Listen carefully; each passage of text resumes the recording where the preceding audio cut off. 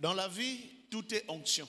Il y a des gens qui ont l'onction de la réussite et il y a des gens qui ont l'onction de l'échec. Parce qu'il y a l'onction divine, mais il y a également l'onction satanique. Toutes ces mauvaises choses qui t'arrivent à répétition. Au fait, c'est une onction. 12 onctions qui relèvent ce qui boite. Actes des apôtres au chapitre 3, à partir du premier verset jusqu'au verset 11. Le premier verset, Pierre et Jean montaient ensemble. Je vais là vous démontrer que la toute première onction dans ce passage, il y en a plusieurs, hein? Il n'y a pas que 12, il y en a plus de 12 000.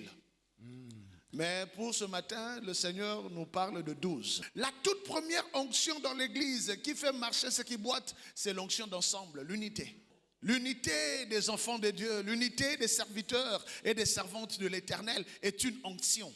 La Bible déclare, c'est Jésus qui dit, il dit, si deux d'entre vous s'accordent sur la terre pour demander quelque chose, elle leur sera accordée par mon Père qui est dans les cieux. S'accorde, l'unité. L'unité est tellement forte que l'ennemi vient aussi et il injecte des gens qui ont en eux l'onction de la division. Tu vois celui-là qui va là-bas, et tu sais, hein, la sœur X a dit ceci, et puis il va chez la sœur X, et tu sais, la sœur Y a dit cela, pour diviser. Pourquoi? Parce que l'unité est une force, l'unité est une onction. Là où 2 ou 3 s'unissent, alléluia, la gloire de l'Éternel se manifeste. La deuxième onction s'appelle l'onction de la prière. À l'heure de la prière, c'est pas seulement un dialogue, mais la prière, c'est aussi une communication et une connexion avec Dieu. Celui qui prie fait des échanges avec le Seigneur. Tu prends ce qui est tien, tu le donnes à l'Éternel et tu prends ce qui est sien.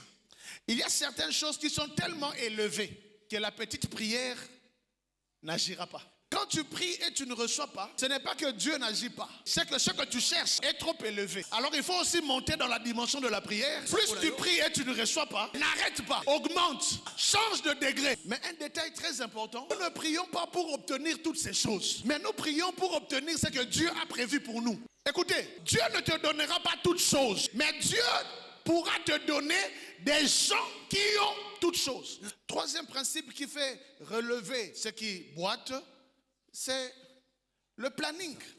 La 9e heure, c'était l'heure de la prière. Si la 9e heure, c'était l'heure de la prière, la 8e heure, c'est l'heure de quoi? Ça sera donc une erreur d'utiliser la 9e heure comme l'heure de la prière et puis d'utiliser la 10e heure comme l'heure de la prière, d'utiliser la 11e heure comme l'heure de la prière, la 12e heure comme l'heure de la prière. C'est une grosse erreur, tu vas mourir pauvre. Si la 9e heure c'est l'heure de la prière, ça veut donc dire à la 10e heure je sors dans l'entreprise. Je vais prendre l'onction que j'ai acquise à la 9e heure et aller impacter le monde. 11e heure, verset 2.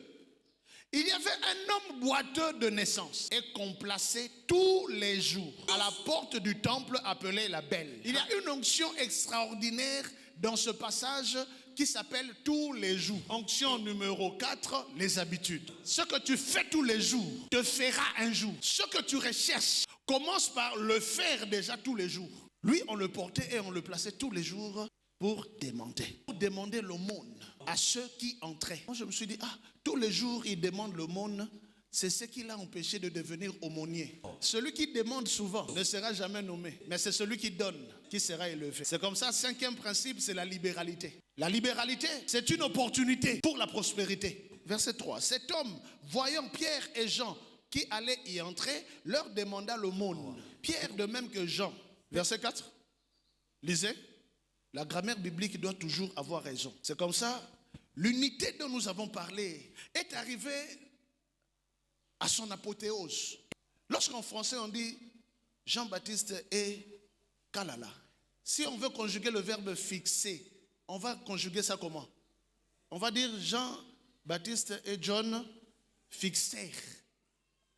Mais ici la Bible dit Pierre et Jean fixa. Donc Pierre n'a Jean comme une alice ou moko. 1 plus 1 égale à 1. Et les deux deviendront une seule. Ça c'est le mystère de la grammaire de Dieu. Il y a un débat. Il y a un fait qui a été. Après, il y a un non, Bible on est une seule chair, mais on n'est pas un seul estomac. Donc tu as mangé, tu as mangé. Pourquoi? Parce que la grammaire, il y a Bible. Nous avons lu la grammaire.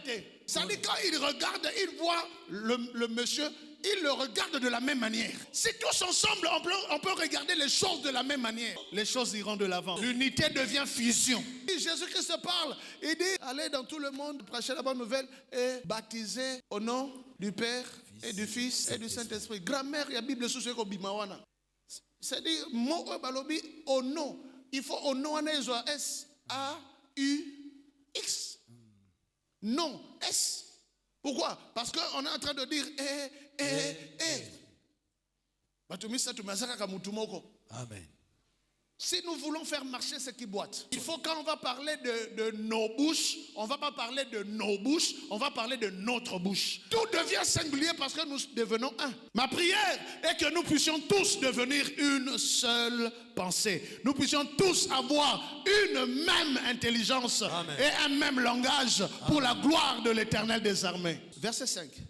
Et il les regarda attentivement. Sixième onction, pour faire marcher ce qui boite, l'attention. Attention.